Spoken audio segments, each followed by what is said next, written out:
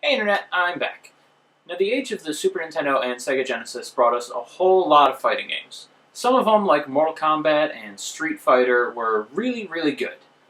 There were some others like Clay Fighter, Primal Rage, or Brutal Paws of Fury, which were definitely not great.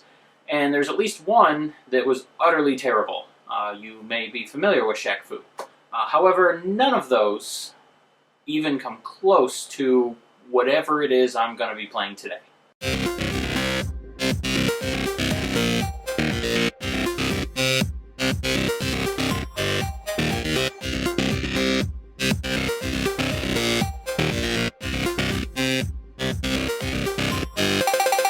Today's game is Cho Aniki Bakuretsu Ramtohen, which roughly translated means Super Big Brother's Exploding Brawl. It's developed by a company, Masaya, which released a whole lot of games you've probably never heard of. There's Double Dungeons for the TurboGrafx, there's the SNES port of Prince of Persia, and also a game called Afterburst for the Game Boy. That last one you most certainly haven't heard of because that was actually released in Japan only. However, I'm not here to talk about the other games that company made, I'm here to talk about Cho Aniki. Now let me start off by saying that I collect odd games. I love all sorts of imports and strange little games that people haven't heard of. The more obscure or rare a game is, the more I generally want it. I even go out of my way to buy a lot of ROM hacks, homebrews, pretty much anything I can find that other people might not have. So I have a lot of strange games. But this is just an overly homoerotic fighting game made in good old Japan. So there's that. Alright, let me start you off by describing the cast of characters, because this is, after all, a fighting game, so one of the most important things is, the fighters, who you get to fight as. There's a woman who is part woman, part battleship, and has small naked men dancing on her back. There's a weird elastic vinyl person condom guy thing. There's a lady with two small cherubs surrounding her that sometimes transform into strange masculine midgets. There's Adam, who's, well, this.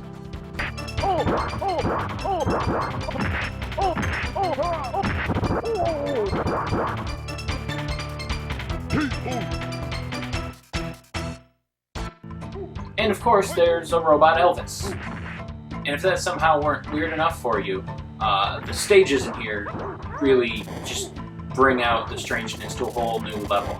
In almost every one of them, there's some sort of dancing naked men somewhere. There's a train made up of partially human parts. There's one where the sun and moon go through the background of the stage. One of those, of course, is also made of a person.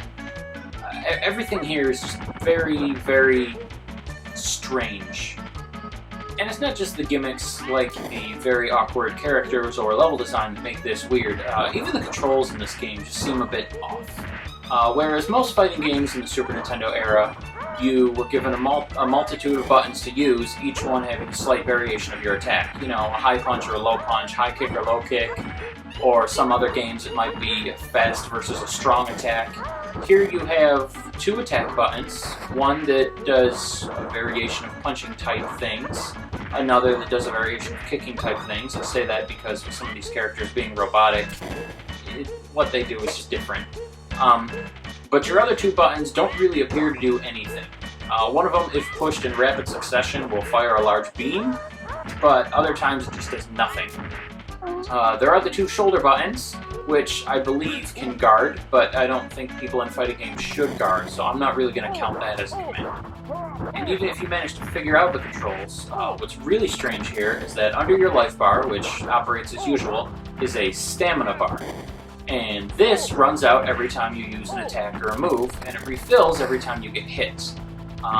When this drains entirely, your character is stunned for a few seconds. This is terribly annoying. First of all, even if you miss the opponent, your move still drains some of your stamina. Also known as stamina, but apparently I'm dyslexic today. And your opponent seems to run out much slower and much less frequently than you do. So you'll find yourself stunned very often, and your opponent will take advantage of this quite a bit. So that's just another little extra challenge thrown into a game that's already really hard to get into or even focus on because of all the dancing nudity and strange music. Let me talk about the music for a second. The music in this game is nuts. I will say that it's very fitting for the levels, in that it's also strange, awkward, and not something you ever expect to have in your life, let alone in your Super Nintendo. So far, I feel like I'm being too matter-of-fact about this. You know, talking about the level design, the characters, the music, controls, that's all well and good, but to really understand what makes this game and why it's the weirdest thing I've ever played or owned really is just this.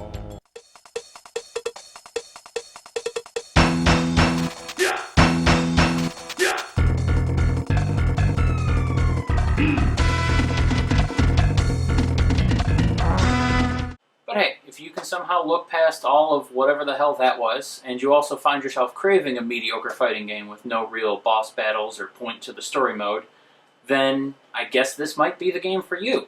And if you think this is the game for you, if you call your local mental institution and tell them that, they'll probably have a special room waiting for you when you get there.